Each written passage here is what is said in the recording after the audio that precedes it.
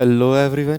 तो बेटा last class में हमने क्या किया था? फिजिकल डिवीजन ऑफ इंडिया शुरू किया था। भारत की भौतिक संरचना जो है वो हमने शुरू करी थी, और उसमें हमने आपका हिमालय वाला जो पोर्शन पोर्शन है ना, northern Himalayas, the great Himalayas, trans Himalaya, middle Himalaya, और जो आपका शिवालिक वाली जो चीज़ें हैं वो हमने आपका देखा था। नॉर्थ ईस्ट की तरफ जो सारामती सबसे ऊंची चोटी थी, या हिमालय की सबसे ऊंची चोटी जो हुआ करती थी आपका माउंट एवरेस्ट, या टोटल दुनिया की 10 सबसे ऊंची चोटियों में से जो 6 सबसे ऊंची चोटी थी हिमालय में आती थी, वो सारी चीजें हमने लास्ट क्लास में करी थी। ठीक है, तो अब उसी क्लास को हम आगे कंटिन्यू करते हैं। फिजिकल डिवीजन ऑफ इंडिया को हम आगे कंटिन्यू करते हैं। अब इस क्लास में हम लोग क्या करेंगे, तो इस क्लास में हम लोग यहाँ पे देखेंगे दूसरी चीज, आपका नॉर्दर्न प्लेन, उत्तर के जो मैदान है ना वो हम आपका देखेंगे।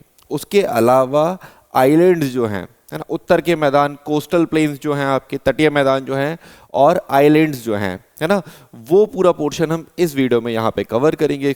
इस क्लास में हम यहाँ पे कवर करेंगे। ठीक है, चलिए तो वीडियो को शुरू करते हैं। अब देखो यहाँ पे समझने की कोशिश करना, जैसे हमने उसमें देखा था ना आपके, हमने देखा था कि भैया आपके मैदान बने हुए हैं आपके, इधर है ना, इधर देखो, मैं यहाँ दोबारा से बता रहा हूँ और ये चीज़ आप देखना, बहुत इम्पॉर्टेंट है ये चीज। आप देखना, थोड़ा सा इंपॉर्टेंट है। इस तरफ है ना इंडिया का, ये पाकिस्तान वाला जो हिस्सा है, इधर हमने देखा था हिंद कुश माउंटेन। पाकिस्तान वाला इधर जो हिस्सा है, इधर था हिंद कुश माउंटेन, और इधर आता है आपका सुलेमान माउंटेन। ठीक है, ये माउंटेन्स हिमालय का पार्ट नहीं है, पाकिस्तान का है, लेकिन मैं आपको एक समझाने की कोशिश कर रहा हूँ कि इंडिया जोग्राफिकली कैसे अलग है आपका, है ना। इंडियन सब कॉन्टिनेंट जो बोला जाता है वो जोग्राफिकली बाकी आपके एशिया से कैसे सेपरेट होता है। तो इधर हिंद कुश माउंटेन, इधर सुलेमान माउंटेन, यहाँ पे है आपका पूरा हिमालयन रेंज। ये जो है वो आपका पूरा हिमालयन रेंज है ना। और हिमालय में ग्रेटर हिमालय, मिडिल हिमालय और लेसर हिमालय करके है। ठीक है, और इधर आपका ट्रांस हिमालय, जो इधर कैलाश पर्वत भी जो है वो ट्रांस हिमालय का ही पार्ट है। ये सारी चीजें हमने देखी थी। अब देखो यहाँ पे क्या होता है, एक छोटा सा फिनोमेना समझना, एक छोटा सा कंसेप्ट समझना। अगर आपसे पूछा जाए कि जो नदियाँ निकलती हैं, जो कहाँ से निकलती हैं, नदियाँ निकलती हैं आपकी पहाड़ों से। अब नदियाँ पहाड़ों से क्यों निकलती हैं, उसके 2 या 3 रीज़न होते हैं। पहला रीज़न क्या होता है नदियाँ पहाड़ों से निकलने का, कि जितने भी पहाड़ होते हैं वहाँ पे क्या होता है, ग्लेशियर होता है। वहाँ पे क्या होता है, ग्लेशियर या हिमनद होते हैं, और वही हिमनद जब धीमे धीमे खिसक के नीचे की तरफ आते हैं तो वो टेम्परेचर बढ़ने की वजह से पिघलते जाते हैं, और जब वो पिघलते जाते हैं तो वही किसका सोर्स बन जाते हैं, नदियों का। तो जितनी भी नदियाँ आपका निकलेंगी जहाँ पे ग्लेशियर या हिमनद होगा, वो 12 मासी नदियाँ होंगी, वो पेरेनियल रिवर होंगी, जो आपके 12 महीने फ्लो करती होंगी। और जितनी भी नदियां होंगी जहां पे आपका ग्लेशियर सोर्स नहीं होगा, जिनका स्रोत जो है वो ग्लेशियर या हिमनद नहीं होगा, वो नदियां 12 मासी नदियां नहीं होंगी। उन नदियों में पानी कम ज्यादा होता होगा। ठीक है, तो चलिए अब देखो यहाँ हिमालय है, हिमालय है, हिमालय में कई सारे ग्लेशियर्स हैं, हिमालय में कई सारे ग्लेशियर्स हैं। तो हिमालय से बहुत सारी नदियां निकलती हैं, बहुत सारी छोटी छोटी छोटी नदियां हिमालय से निकलती हैं। लेकिन 3 बड़े प्रवाह तंत्र, 3 बड़े रिवर सिस्टम हैं जो हिमालय से निकलते हैं। अब कोई ये मत पूछना कि रिवर सिस्टम या प्रवाह तंत्र क्या होता है। बेटा एक नदी और उसकी सहायक नदियों को मिला के हम एक प्रवाह तंत्र, एक रिवर सिस्टम बोलते हैं। तो हिमालय से आपके रिवर सिस्टम जो निकलते हैं, 3 बड़े रिवर सिस्टम जो हिमालय से आपको निकलते हुए दिखेंगे। पहला रिवर सिस्टम इधर से निकलता है आपका गंगा रिवर। पहला रिवर सिस्टम जो है वो आपको निकलता हुआ दिखता है गंगा रिवर, है ना, गंगा प्रवाह तंत्र। अब गंगा में ही इधर से यमुना आ जाती है ना, गंगा में ही आपकी छोटी छोटी इधर से शादरा या काली नदी आ जाती है, इधर से आपका सोन नदी आ जाती है, और इधर से आपका और भी कई नदी, गंधक वगैरह जो हैं, घग्गर नदियाँ वगैरह जो हैं, वो सारी गंगा में आ जाती हैं। तो ये गंगा प्रवाह तंत्र हो गया। इधर से आपकी इंडस रिवर निकलती है, सिंधु नदी निकलती है। सिंधु के आपका क्या होगा, इधर चेनाब आ जाएगी, झेलम आ जाएगी, उसके अलावा आपका सतलज नदी यहाँ से आ जाएगी, रावी और ब्यास नदी करके आ जाएंगी, है ना। तो एक इंडस रिवर सिस्टम हो गया, एक आपका क्या हो गया, गंगा यमुना रिवर सिस्टम हो गया। और इस तरफ से एक नदी आती है जो है ब्रह्मपुत्रा नदी, इस तरफ से एक नदी आती है जो है ब्रह्मपुत्रा नदी। है ना। तो ये 3 रिवर सिस्टम हैं, गंगा, यमुना, ब्रह्मपुत्रा और इंडस। 4 नदियों के नाम मैंने लिए हैं। एक गंगा यमुना रिवर सिस्टम है, एक ब्रह्मपुत्रा रिवर सिस्टम है, और तीसरा क्या है आपका, इंडस रिवर सिस्टम। अब जब ये नदियां फ्लो करती है ना बेटा, नदियां बहती हैं, तो ये पहाड़ों से, पत्थरों से टकराती है। और मैंने बताया था जो आपका हिमालय है वो सेडिमेंट्री रॉक्स, अवसादी चट्टानों से बना हुआ है। तो जब उससे टकराएंगी, बार बार टकराएंगी, तो उन पहाड़ों पत्थरों को तोड़ती हुई जाती हैं, है ना, उसकी वेदरिंग करती हुई जाती है।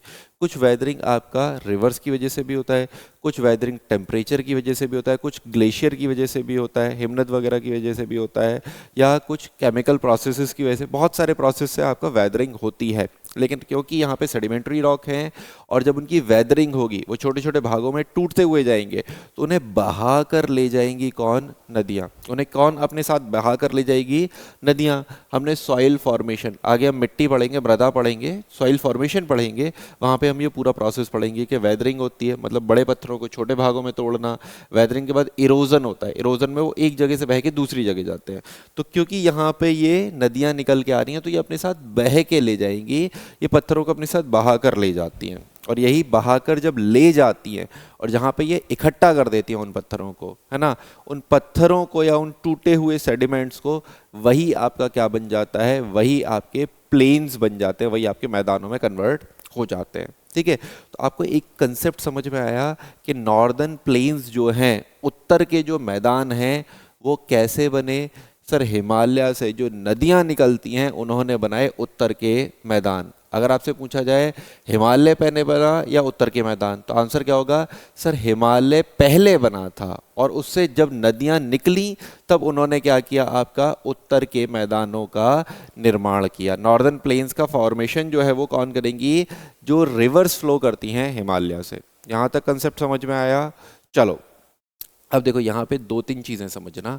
ये जो उत्तर के मैदान है ना, ये जो नॉर्दर्न प्लेन्स हैं, है ना, ये वाला जो पूरी बेल्ट है, अब देखो ये वाली पूरी बेल्ट या इधर वाली ये पूरी बेल्ट हो गई, और एक ये इधर ये वाला जो पूरा एरिया हो गया। ठीक है, अब जब ये नदियाँ हिमालय से निकलती हैं, तो यहाँ पे सेडिमेंट्स में जो अवसाद हैं उसमें बहुत सारे मिनरल्स भी होते हैं, और जब ये यहाँ से निकलती है तो बहुत सारा वेजिटेशन जो होता है ना, बहुत सारी वनस्पति भी होती है, उनसे भी ये पानी टकरा टकरा के आता है ना। तो यहाँ पे ये जो मिट्टी बनती है, ये जो इन नदियों की वजह से मिट्टी बनती है ना, वो बहुत उपजाऊ मिट्टी होती है। क्योंकि मिट्टी को क्या ज़रूरत होती है उपजाऊ होने के लिए, बहुत सारे मिनरल्स चाहिए होते हैं, तो वहाँ पे मिनरल्स मिल जाते हैं, खनिज मिल जाते हैं, और वेजिटेशन वाली चीज़ों से भी वो मिल के आती हैं, तो उसमें और भी चीज़ें मिलती हुई जाती हैं। इसी वजह से तो गंगा यमुना का पानी जो है वो बहुत साफ़ या बहुत अच्छा बोला जाता है ना। तो यहाँ पे आपको एक कंसेप्ट समझ में आया कि वो जो नदियाँ होती हैं उनमें वेजिटेशन अच्छा होता है, उसमें मिनरल्स वगैरह अच्छे होते हैं। अब जब उसमें मिनरल्स वगैरह अच्छे होंगे ना मेरे बच्चे, तो उसकी वजह से क्या फ़र्क पड़ेगा, सर उसकी वजह से उपज ज़्यादा होगी, और उपज ज़्यादा होगी तो अच्छी खेती होगी, है ना। अच्छी खेती होगी तो ये एरिया में ज़्यादा से ज़्यादा लोग रहेंगे और ज़्यादा पैसा होगा। यही रीज़न है कि ये बेल्ट जो है, आप देखते हो हरियाणा पंजाब, हरियाणा पंजाब वाली बेल्ट है, इधर यूपी, यूपी के बाद आपका बिहार, बिहार के बाद आपका क्या है, वेस्ट बंगाल। ये पूरी जो बेल्ट मैंने आपको बताई, इस पूरी बेल्ट में एग्रीकल्चर सबसे ज़्यादा होता है, सबसे ज़्यादा अच्छा एग्रीकल्चर होता है। इसी वजह से इस पूरी बेल्ट में पॉपुलेशन भी जो है, जनसंख्या भी है, वो सबसे ज़्यादा है। यूपी में लगभग 24 करोड़, बिहार में लगभग 10-12 करोड़ जनसंख्या है। तो आप समझ रहे हो कि ओवरऑल इंडिया की 140 करोड़ जनसंख्या, और 140 में से आपका लगभग 40 करोड़ जनसंख्या आपको यूपी, बिहार और वेस्ट बंगाल में मिला लूँ, तो वेस्ट बंगाल भी आपका लगभग 10 करोड़ के करीब होगा। तो 45 करोड़ से ज़्यादा जनसंख्या जो है वो आपका यूपी, बिहार और वेस्ट बंगाल, 3 राज्यों से ही आपको मिल जाएगी। रीज़न आपको समझ में आ रहा है, अच्छा एग्रीकल्चर होगा, इसकी वजह से ज़्यादा लोग सेटल होंगे। और इसी वजह से आप हिस्ट्री में जब भी पढ़ते हो, किसी भी हिस्ट्री में, आप मिडाइवल हिस्ट्री में किसी भी राजा का मैप देखना, किसी भी राजा का मैप उठा के देखोगे, तो उसने ये जो मैंने आपको फर्टाइल बेल्ट बताया ना, चलो मैं इसे दूसरे कलर से बना देता हूँ दोबारा से। ये जो मैंने आपको फर्टाइल बेल्ट बताया है ना, ये फर्टाइल बेल्ट पर ही कोई भी राजा होगा मिडाइवल हिस्ट्री का, मध्यकालीन भारतीय इतिहास का कोई भी राजा होगा, उसने सबसे पहले कब्जा करने की जो कोशिश करी होगी, वो कौन से एरिया पे करी होगी, जो ये शेडेड एरिया मैंने आपको बनाया। क्यों करी होगी, क्योंकि एग्रीकल्चर ज़्यादा, कृषि ज़्यादा, ज़्यादा कृषि मतलब ज़्यादा टैक्स लगा सकते हो, ज़्यादा टैक्स से आप पैसा इकट्ठा कर सकते हो, तो आप ज़्यादा पैसे वाले राजा बनोगे, है ना। इस वजह से जितने भी आपके राजा बैठे हैं जिन्होंने भारत पे राज किया है, उन्होंने इस वाले एरिया पे आपका कब्जा ज़रूर किया होगा, ठीक है। तो यहाँ तक है कि बेसिक चीज़ें समझ में आई ना। अब चलो एक कंसेप्ट और समझना यहाँ पे, है ना, एक कंसेप्ट और समझना। जब भी आपका, आपने देखा होगा, नदी बहना शुरू करती है ना, पहाड़ों से निकलती है, तो उसका बहाव बहुत ज़्यादा तेज़ होता है, बहुत ज़्यादा तेज़ आपका उसका पानी का बहाव होता है ना, उसका फ्लो जो होता है वो बहुत ज़्यादा तेज़ होता है, और धीमे धीमे धीमे धीमे आगे बढ़ती जाती है, उसका फ्लो जो है वो कम होता जाता है। अगर किसी को नहीं पता तो बेटा हरिद्वार जाना, हरिद्वार में हर की पौड़ी हर की पौड़ी पे आप नहाने जाओगे, वहाँ पे उन्होंने नहाने के लिए अलग से वो बना रखा है ना, घंटाघर के बराबर में उन्होंने अलग से नहाने के लिए जगह बना रखी है। वो नहाने के लिए जो अलग से जगह बना रखी है ना, तो बेटा वहाँ पे पानी आपके घुटने के बराबर भी नहीं होगा, है ना, पानी आपके घुटने के बराबर भी गहरा नहीं होगा, लेकिन इतना ज़्यादा फ्लो होता है कि आप उसमें बैठ नहीं सकते हो, आप साइड से जाते हो जल्दी से नहा के आ जाते हो। इतना ज़्यादा फ्लो होता है कि आप उसमें बैठ भी नहीं पाओगे, इतनी तेज़ फ्लो होता है, और जबकि वो पानी घुटने के पास भी नहीं है। और वहीं आप थोड़ा आगे बढ़ते जाओगे, मथुरा चले जाओगे या इलाहाबाद की तरफ चले जाओगे, या ना संगम में अगर आप नहाने जाओगे इलाहाबाद में, तो वहाँ पे आप इतने इतने भी अगर पानी में चले जाओगे ना, तो भी बहाव जो होगा, तो भी फ्लो जो होगा, वो उतना ज़्यादा कंपैरेटिव नहीं होगा। बीच नदी में मत चले जाना, मैं साइड की बात कर रहा हूँ कि सर बोलो कि सर मैं बीच नदी में चला गया और वहाँ आप कह रहे हो कि वहाँ बहाव नहीं होगा और वहाँ मैं बह गया, तो ऐसा नहीं है। मैं बीच नदी की बात नहीं कर रहा हूँ, तो मैं बोल रहा हूँ कोस्ट के, मतलब जो आपके रिवर बैंक होते हैं, तट जो होते हैं नदियों के, उसकी बात कर रहा हूँ। तो वहाँ पे आप अगर इतने इतने भी चले जाओगे, हाँ आधे भी चले जाओगे, तो भी बहाव उतना ज़्यादा तेज़ जो है वो नहीं होगा। तो ये क्या होता है कि नदियाँ जब, क्योंकि बेटा पहाड़ से निकली हैं, तो आपने शायद पोटेंशियल फोर्स पढ़ा होगा, है ना, शायद आपने काइनेटिक फोर्स पोटेंशियल फोर्स सुना होगा, mgh, है ना, हाफ mv², वो सुना होगा। नहीं सुना तो भाई टेंथ में ढंग से पढ़ लेते, टेंथ में पढ़ लेते तो वो कंसेप्ट आज काम तो आता। तो वही क्या होता है कि जब पहाड़ों से निकलती हैं तो वो बहुत ज़्यादा तेज़ बहती हैं। अब ज़्यादा तेज़ बहेंगी वो, जब भी नदियाँ ज़्यादा तेज़ बहती हैं तो वो अपने साथ ज़्यादा बड़े पत्थरों को लेके जाएंगी। आपका फोर्स ज़्यादा है, आपकी काइनेटिक एनर्जी ज़्यादा है, तो आप ज़्यादा तेज़ फ्लो करोगे, ज़्यादा तेज़ फ्लो करोगे तो क्या करोगे आप, अपने साथ ज़्यादा बड़े पत्थरों को लेके बह रहे होगे। और जब वो ज़्यादा बड़े पत्थरों को लेके बह रहे होगे, तो वो पत्थर आपके साथ साथ आके इकट्ठे होने लगते हैं। जैसे जैसे नदियों की स्पीड कम होती जाती है, जैसे जैसे नदियों का फ्लो जो है वो कम होता जाता है, वो अपने साथ जो सेडिमेंट, अपने साथ जो अवसाद या पत्थर जो लेके जाती हैं, उनका साइज जो होता है वो छोटा होता जाता है। और जैसे जैसे स्पीड कम होती जाएगी, वो बड़े बड़े पत्थरों को छोड़ती जाएंगी किनारे पे, है ना। यही पूरा प्रोसेस है जिससे प्लेन्स का फॉर्मेशन होता है, यही पूरा प्रोसेस है जिससे मैदान जो हैं, उत्तर के मैदान बनते हैं। और ये उत्तर के मैदान 4 पार्ट में डिवाइड होते हैं, और ये चारों पार्ट में आपको समझाता हूँ अभी, है ना। अगले डायग्राम से आप देखो, ये डायग्राम आपको बना रखा है। पहली चीज़ तो ये आपको यहाँ पे क्या दिखा रखा है, हिमालयाज दिखा रखे हैं, बर्फ़ वगैरह दिखा रखी है। यहाँ पे देखो ये काफ़ी कंपैरेटिव जो है लो दिखा रखा है, हिमालय के कंपैरिजन में काफ़ी लो एरिया दिखा रखा है। ये पूरी फर्टाइल बेल्ट आपको दिखा रखी है, जहाँ पे आपके उत्तर के मैदान, नॉर्दर्न प्लेन्स आपको मिलते हैं, येलो कलर से दिखा रखा है। इधर ये प्लेट्यू दिखा रखा है, पठार वगैरह दिखा रखे हैं। इधर कुछ कुछ आपके मैदान वाले एरिया दिखा रखे जो हो सकते हैं, वरना ये पूरा पठारीय क्षेत्र है, पूरा आपका प्लेट्यू वाला एरिया है जो आपका साउथ इंडिया है, ठीक है। अब देखो यहाँ पे, ये भी मैंने आपको बताया ही था, ऑलमोस्ट नॉर्दर्न प्लेन्स की जो बेल्ट है वो आपका ये पूरी बेल्ट है। इसी वजह से ज़्यादातर लोगों ने इसी बेल्ट पर कब्जा करने की कोशिश करी थी, है ना। और आसाम का अलग है, उधर की आपकी हिस्ट्री वगैरह जो है वो थोड़ा सा अलग चली है, इस हिस्ट्री के साथ वो बहुत ज़्यादा कनेक्ट नहीं हुई है ना। तो यही वो पूरी बेल्ट है जहाँ पे आपका सब लोगों ने कब्जा करने की कोशिश करी, क्योंकि यही वो पूरी बेल्ट है जहाँ पे नॉर्दर्न प्लेन्स बनते हैं, उत्तर के मैदान आपके बनते हैं, ठीक है। तो ये कंसेप्ट तो आपको सब समझ में आ रहा होगा, बस मैप पे ही आपको मैंने सिर्फ दिखाया है कि आपको ईजी रहे चीज़ें, ठीक है। अब देखो यहाँ पे ये समझना, है ना, ये समझना आपको इम्पॉर्टेंट है। मैंने बोला कि जब भी नदी आपका निकलती है, पहाड़ों से निकलेगी, पहाड़ों से निकलेगी तो वो बहुत तेज़ बहेगी, तेज़ बहेगी तो वो बड़े बड़े पत्थरों को लेके साथ में चलेगी, और वो बड़े बड़े पत्थरों को साथ में लेके बहा के ला रही होगी। लेकिन क्या होगा कि जैसे जैसे नदी की स्पीड कम होती जाएगी तो वो बड़े पत्थरों को छोड़ती हुई चली जाएगी। जैसे जैसे नदी की स्पीड कम होगी तो वो बड़े पत्थरों को क्या होगी, छोड़ती हुई चली जाएगी। तो देखो यहाँ से नदी बहकर आ रही है, यहाँ से नदी बहकर आ रही है, बड़े पत्थर लेके आ रही है। अब क्या हुआ, स्पीड कम हो गई तो यहाँ पे आके नदी ने वो बड़े पत्थरों को इकट्ठा करना शुरू कर दिया। यहाँ पे आके नदी ने क्या किया, उन बड़े पत्थरों को छोड़ना शुरू कर दिया, क्योंकि स्पीड कम हो गई तो वो उतने बड़े पत्थरों को बहा कर नहीं ले जा रही है।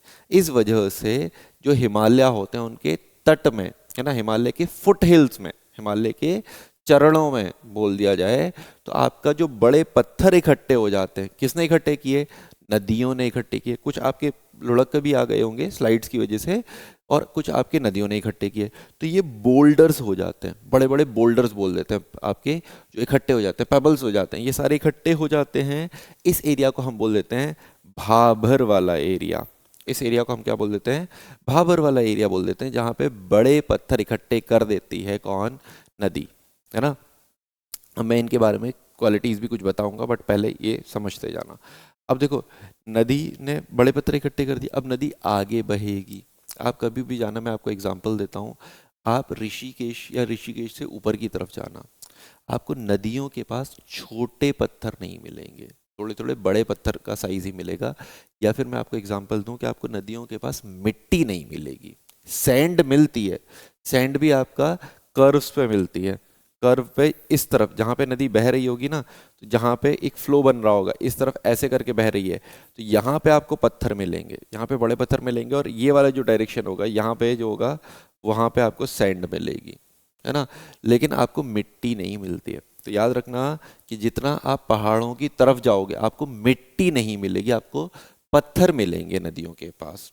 क्यों, क्योंकि नदियां उसे बहा कर ला रही हैं, अपने साथ बह कर ला रही हैं, और वो इकट्ठा कर रही हैं। वो कौन सा एरिया हो गया आपका, वो एरिया भाबर का हो गया।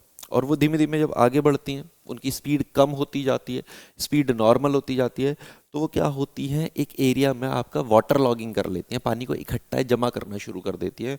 और वो एरिया जो हिमालय के फुट हिल्स में ही होगा, जो पहाड़ों के पास ही होगा, भाबर के जस्ट बाद में होगा, जहाँ पे थोड़ा सा पानी रुकेगा, पानी इकट्ठा होगा, वो एरिया हो जाता है आपका तराई का एरिया। इसी वजह से बोलते जाते हैं ना कि जो तराई वाले क्षेत्र में लोग रहते हैं, तराई वाले क्षेत्र में लोग रहते हैं कहाँ, हिमालय के पास रहते हैं, लेकिन भाबर वाले एरिया के बाद रहते हैं, वो तराई वाला एरिया होता है। क्वालिटीज़ मैं बताऊंगा। फिर खादर और भांगर होता है, जहाँ पे नदियाँ बहती हैं, उसके जस्ट पास वाला एरिया खादर होता है, और उसके दूर वाला एरिया जो होता है वो भांगर होता है।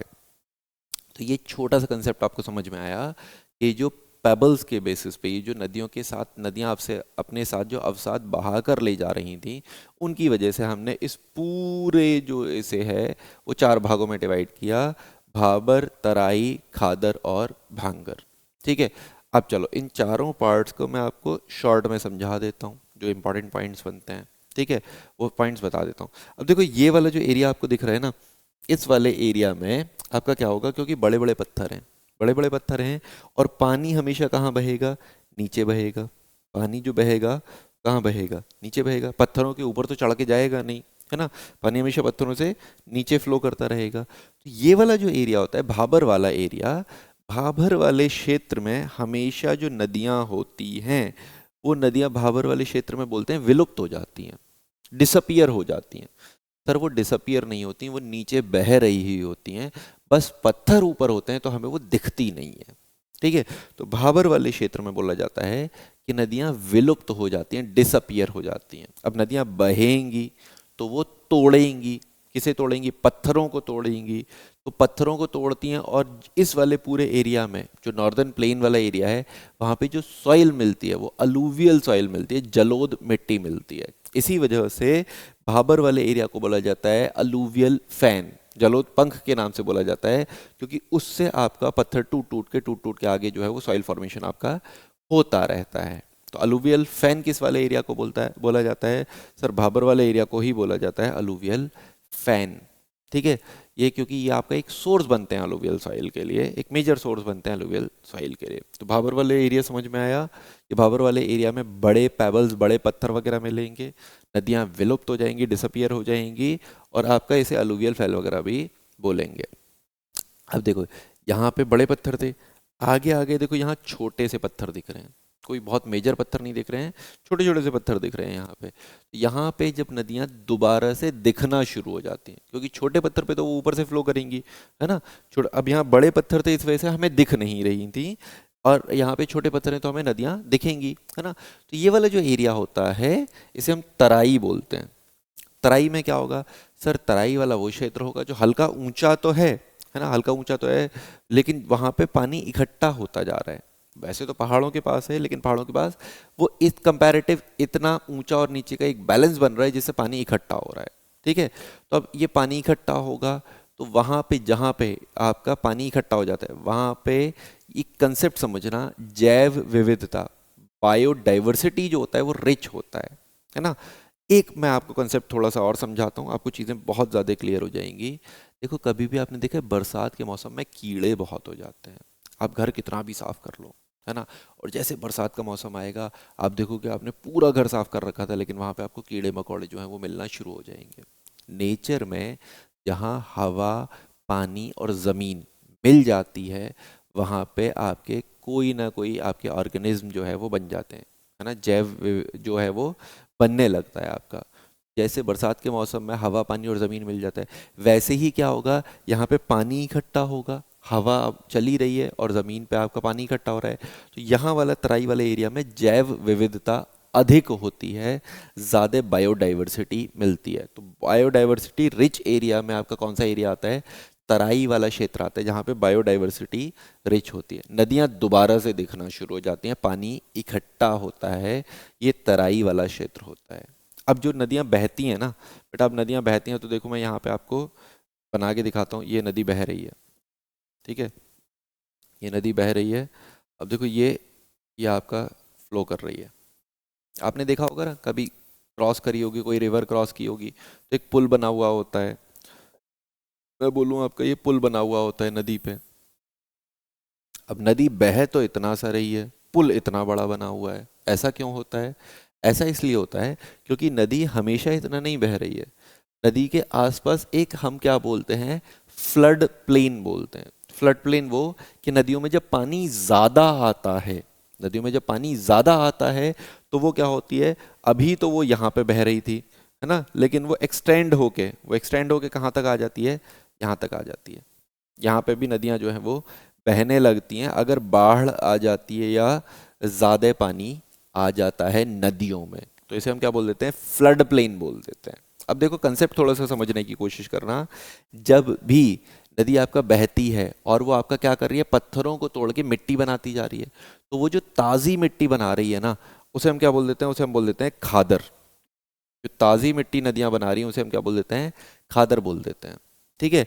लेकिन क्या होता है, अब देखो कई बार बाढ़ आ जाती है, अब बाढ़ आ जाएगी तो क्या होगा, बाढ़ आने की वजह से ये मिट्टी, जो ताज़ी मिट्टी बहकर आ रही है, वो कहाँ तक चली जाएगी, यहाँ तक चली जाएगी। जहाँ तक नदी बहेगी वहाँ तक क्या होगा, ताज़ी मिट्टी बहकर चली जाएगी। ये अभी ताज़ी मिट्टी अपने किनारे पे, नदी अपने किनारे पे इकट्ठा कर रही है, लेकिन बाढ़ आएगी, पानी ज़्यादा होगा तो क्या होगा, ज़्यादा दूर तक ये ताज़ी मिट्टी को इकट्ठा करेगी। फिर पानी कम हो जाएगा, फिर बह के कहाँ आ जाएगी, वो यहाँ पे आ जाएगी। यहाँ जो आपने मिट्टी इकट्ठी करी थी, ताज़ी मिट्टी जो इकट्ठी करी थी, वो कुछ दिनों बाद पुरानी हो जाएगी, लेकिन जस्ट यहाँ वाला जो एरिया है यहाँ पे डेली ताज़ी मिट्टी जो होगी वो आपकी इकट्ठी होती रहेगी।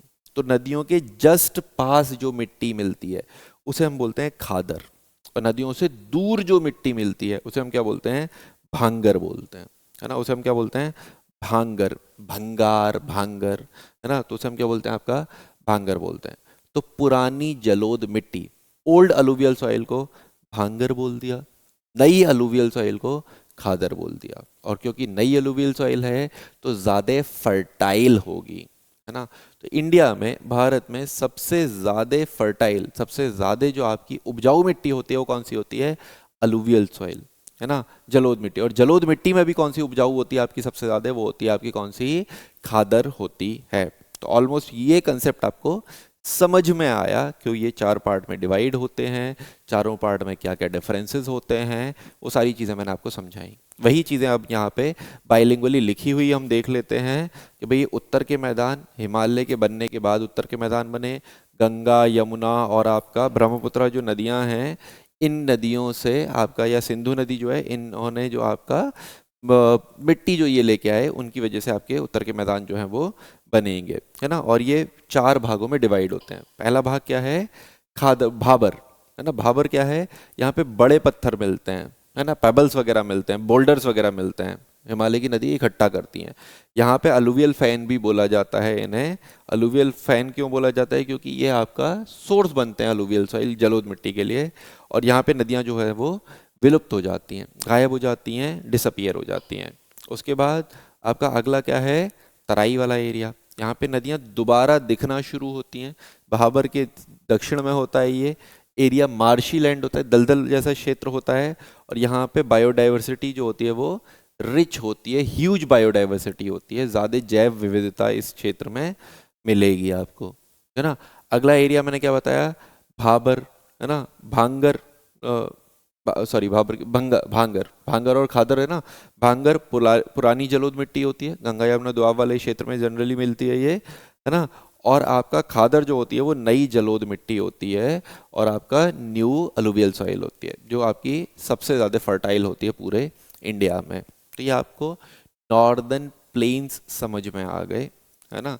रेगर करके आपका ब्लैक सॉइल को रेगर बोलते हैं, है ना। रे करके आपका वो होता है जो आपका, जब हम सॉइल पढ़ेंगे तो हम वहाँ पे वो भी जो आपका अल्कलाइन सॉइल जो है, सॉल्टी सॉइल जो है, वो हम वहाँ पे पढ़ेंगे। अभी हम यहाँ पे एक आइडिया हमने दिया आपको ये कैसे होता है, ठीक है। अब चलो, ये तो हो गया, ये मैंने आपको डायग्राम दिखा रखे हैं। देखो बड़े पत्थर इकट्ठे हो रहे हैं, भाबर वाला एरिया, है ना। यहाँ पे तराई वाला एरिया जहाँ पानी रुका हुआ है, जस्ट पास में खादर रहेगा, दूर में ये नई मिट्टी आपको दिख रही है और ये पुरानी मिट्टी आपको दिख रही है, तो क्या होगी, भांगर होगी। तो ये एक आपका, ये डायग्राम भी मैंने इसमें लगा दिया है ताकि आपको चीज़ें और ज़्यादा क्लियर हो पाएँ, आप चीज़ों को और भी ज़्यादा अच्छे तरीके से समझ पाओ। या एक और डायग्राम मैंने लगा दिया है भाई, उससे क्लियर ना हो तो इससे क्लियर हो जाए, है ना। हिमालय खत्म हुआ, भाबर वाला क्षेत्र बड़े पत्थर, तराई वाला क्षेत्र पानी रुका हुआ है, दलदल वाला एरिया है, नदियाँ बह रही हैं, पास में खादर, और नदियाँ बह रही हैं उसके दूर में क्या होगा, भांगर होगा। तो भाई जितने डायग्राम लगा के समझा सकता था, जितना कंसेप्ट लगा के समझा सकता था, वो सारा कंसेप्ट लगा के हमने यहाँ समझा। और इसमें से कोई ऐसी चीज़ नहीं है जो समझ में ना आए। किसी को अगर ना आई हो तो बेटा एक बार वीडियो रिपीट करके देख लेना, चीज़ें आपको क्लियर हो जाएंगी, कोई इशू आपको नहीं रहेगा, ठीक है। चलो, हमने ये तो देख लिया आपका उत्तर के तटीय मैदान। एक टॉपिक हम यहाँ पे और देखेंगे, क्या देखेंगे, आइलैंड्स देखेंगे हम आपका, है ना। द्वीप जो हैं वो भी हम यहाँ पे इस वीडियो में देख लेते हैं, और ये क्लास आपका ख़त्म हो जाएगी, है ना। चलो, अब यहाँ पे हम देखते हैं आपके द्वीप वगैरह। अच्छा, कोस्टल प्लेन और देख लेते हैं, तटीय मैदान तो हम देख लेते हैं, ये नॉर्दर्न प्लेन्स तो हमने देखे, उत्तर के मैदान तो देखे, कोस्टल प्लेन्स और देख लेते हैं। अब देखो कोस्टल प्लेन को भी समझना, कोस्टल प्लेन्स भी जो होते हैं ना, अब देखो यहाँ पे कोस्टल प्लेन्स भी मैं आपको थोड़ा सा समझा देता हूँ। यहाँ पे देखो ये कोस्ट है ना, ये जो तट है ना, ये तट वाला जो क्षेत्र है, यहाँ पे भी आपका मैदान बनते हैं। तो मैदान नदियों की वजह से भी बनते हैं, वो मैदान आपकी छोटी छोटी नदियाँ फ्लो करती हैं उसकी वजह से भी बनते हैं, है ना। तो यहाँ पे जो प्लेन बनते हैं वो भी कोस्टल प्लेन्स भी हम देखते हैं। और यहाँ पे कुछ पर्वत श्रृंखलाएं भी हैं, जैसे इधर ईस्टर्न घाट है, इधर वेस्टर्न घाट है। तो ईस्टर्न घाट के ईस्ट में, वेस्टर्न घाट के वेस्ट में क्या बनेंगे, आपके कोस्टल प्लेन्स बनेंगे। इन कोस्टल प्लेन्स की बात करी जाए तो देखो कोस्टल प्लेन को, अब प्लेन को या मैदानों को बना कौन रहा था, बना रहा था आपकी नदियाँ। तो देखो यहाँ पे बहुत सारी नदियाँ हैं, गोदावरी नदी आएगी, कृष्णा नदी आएगी, कावेरी नदी आएगी, है ना, और भी छोटी छोटी नदियाँ आएंगी। इधर आ के वो क्या करती जाएंगी, मिट्टी को डिपॉजिट करती जाएंगी, मिट्टी को डिपॉजिट करती जाएंगी तो वो कोस्टल प्लेन बनते हुए जाएंगे। यहाँ 2 नदियाँ ऊपर से मिलेंगी, कौन सी, नर्मदा मिलेगी, ताप्ती मिलेगी, है ना। बाकी इधर कोई ऐसी बड़ी नदी नहीं है जो आपका प्लेन को बनाए, जो मिट्टी इकट्ठी करे, जो अवसादों को इकट्ठा करे। इस वजह से इधर के जो प्लेन है वो पतले मिलेंगे, ठीक है। अब यहाँ पे मैं कोस्टल प्लेन्स के बारे में कुछ चीज़ें बता रहा हूँ, कुछ पॉइंट्स आपके याद रखना। पश्चिम के, वेस्ट के जो कोस्टल प्लेन्स हैं वो आपके इधर सूरत वूरत के आसपास से शुरू हो जाते हैं, गुजरात से शुरू हो जाते हैं और आपका कन्याकुमारी तक जाते हैं, ठीक है। गुजरात से कन्याकुमारी तक ये आपके जाते हैं, ठीक है। अब ये जो है यहाँ पे वेरी करता है, इनकी थिकनेस जो है, इनकी चौड़ाई जो है, इनकी चौड़ाई जो है ये वेरी करती है ना। इनकी जो चौड़ाई है, मैं पर्पल से बना देता हूँ, इनकी जो चौड़ाई वाला एरिया है वो वेरी करता है। जहाँ नर्मदा और ताप्ती रिवर होती हैं वहाँ इनकी चौड़ाई ज़्यादा होती है। कितनी ज़्यादा होती है? 80 किलोमीटर तक चौड़े हो जाते हैं। और जहाँ नर्मदा ताप्ती ऐसी कोई रिवर नहीं है, कोई बड़ी रिवर नहीं है, तो वहाँ ये है क्या होते जाते हैं, पतले होते जाते हैं। ठीक है। तो वेस्ट के जो कोस्टल प्लेन है वो आपका बीच में तो मोटे से हो गए जहाँ नर्मदा ताप्ती आ गई, और जब ये साउथवर्ड उधर जाते हैं, कोई बड़ी नदी नहीं मिलती, तो ये क्या होते हैं, पतले होते जाते हैं। इनकी चौड़ाई जो है वो 80 किलोमीटर से कम होती जाती है। ठीक है, पहली चीज़। दूसरी चीज़, इस तरफ कोई बड़ी नदी नहीं है, इस तरफ कोई बड़ी नदी नहीं है। तो जब इस तरफ कोई बड़ी नदी नहीं है तो क्या होगा कि ये जो कोस्टल प्लेन है वो आपके सबमर्ज होते जा रहे हैं, डूबते हुए जा रहे हैं। ये कोस्टल प्लेन ये हमेशा घटते हुए जा रहे हैं। ठीक है, तो इन्हें सबमर्जिंग कोस्टल प्लेन्स हम बोलते हैं। सबमर्ज होते हुए जा रहे हैं, डूबते हुए जा रहे हैं, खत्म होते हुए जा रहे हैं। ठीक है, इधर की बात करी जाए, इस तरफ के जो कोस्टल प्लेन है, स्वर्णरेखा नदी है, स्वर्णरेखा नदी से आते हैं और आपके ये कन्याकुमारी तक जाते हैं। ये आपके इधर के कोस्टल प्लेन्स, इधर के कोस्टल प्लेन जो हैं, क्योंकि नदियां आ रही हैं इधर से, तो गंगा प्रवाह तंत्र आ रहा है, उसके बाद यहाँ पे गोदावरी, कृष्णा, कावेरी ये आ रहा है, तो बहुत सारी नदियां इधर आके ख़त्म होती हैं, है ना। तो वो मिट्टी इकट्ठी करती हुई जाती हैं।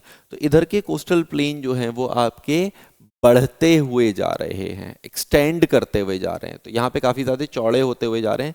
इधर के सबमर्ज डूबते हुए जा रहे हैं, और इधर के क्या है, इमर्जिंग कोस्टल प्लेन्स हैं, यहाँ के इमर्ज होते हुए जा रहे हैं, बढ़ते हुए आपको दिखेंगे इधर के कोस्टल प्लेन वाला एरिया। ठीक है, तो ये कंसेप्ट आपको कोस्टल प्लेन्स का समझ में आया, क्यों बने, नदियों की वजह से बने, और ये आपका कम ज़्यादा क्यों होते जा रहे हैं, ये भी हमने आपका देखा। यही पॉइंट्स मैंने आपको यहाँ पे लिख रखे हैं। पेनिनसुला इंडिया जो है वहाँ पे प्लेन्स बनते हैं, कोस्टल प्लेन्स, वो आपके वेरी करते हैं, है ना। सूरत से कन्याकुमारी तक है 80 किलोमीटर है, नर्मदा वगैरह ताप्ती रिवर के आसपास 80 किलोमीटर 80 किलोमीटर तक है। और वहीं आपके जब लास्ट की तरफ जाते हैं, अच्छा एक चीज़ और मैं बताना भूल गया कि कोस्टल प्लेन्स में है ना आपके कुछ लेक बनते हैं। लेक, क्योंकि ये आपके मैदानी क्षेत्र होंगे, समतल क्षेत्र होंगे, तो वहाँ पे समुद्र की लहरें जब आती हैं, समुद्र की लहरें जब उठ के आती हैं, तो समुद्र की लहरें आसपास इन प्लेन्स में झीलें बना लेती हैं। और वैसे ही आपकी ब्रैकिश वाटर लेक बोलते हैं, खारे पानी की झीलें बोलते हैं उन्हें हम, आपका जो आपके यहाँ पे बनती हैं। और इन्हीं लेक्स में से जो एक आपका सबसे इम्पॉर्टेंट लेक है वो वेबनाड लेक है ना। देखो ये वेबनाड लेक, वेबनाड लेक जो है, या अष्टमुड़ी लेक जो है, ठीक है, इन लेक्स को हम क्या बोलते हैं, कयाल, है ना। ये जो खारे पानी की झीलें बनती हैं इन्हें हम क्या बोलते हैं, कयाल बोलते हैं। ठीक है, और वेबनाड लेक के बारे में हम एक पॉइंट याद रखेंगे कि भारत की सबसे लंबी झील जो है ना, longest lake of India, Vembanad, है ना। वेबनाड क्या है आपका, लॉन्गेस्ट लेक ऑफ इंडिया। मैं देखो यहाँ पे लिख भी देता हूँ, लॉन्गेस्ट लेक ऑफ इंडिया, है ना। भारत की सबसे लंबी झील जो है वो वेबनाड लेक है, लगभग 96 किलोमीटर लंबी है। तो छोटे मोटे नहीं है, ऐसा नहीं है कि आपका 1-2 किलोमीटर में ख़त्म होगी। 96 किलोमीटर लंबी झील है आपकी वेबनाड लेक, जो भारत की सबसे लंबी झील है। उसे आपका क्या बोला जाता है, केरल की तरफ कयाल करके बोलेंगे, क्योंकि उन झीलों को कयाल करके बोलते हैं, है ना। जो ब्रैकिश वाटर होती हैं, खारे पानी की झील होती हैं, समुद्र के पानी से वो बनी हुई होती हैं। ठीक है, चलो, तो ये वेस्टर्न कोस्टल प्लेन्स हो गए। ईस्ट के पूर्वी तटीय मैदान की अगर बात करी जाए तो ये एक्सटेंड करते जा रहे हैं, स्वर्णरेखा नदी से लेके ये कन्याकुमारी तक हैं, और ये इमर्ज होते हुए जा रहे हैं, डेल्टा बनते हैं बहुत सारे यहाँ पे। इस वजह से ये क्या होते हैं, आपके इमर्ज होते हुए जा रहे हैं, बढ़ते हुए जा रहे हैं।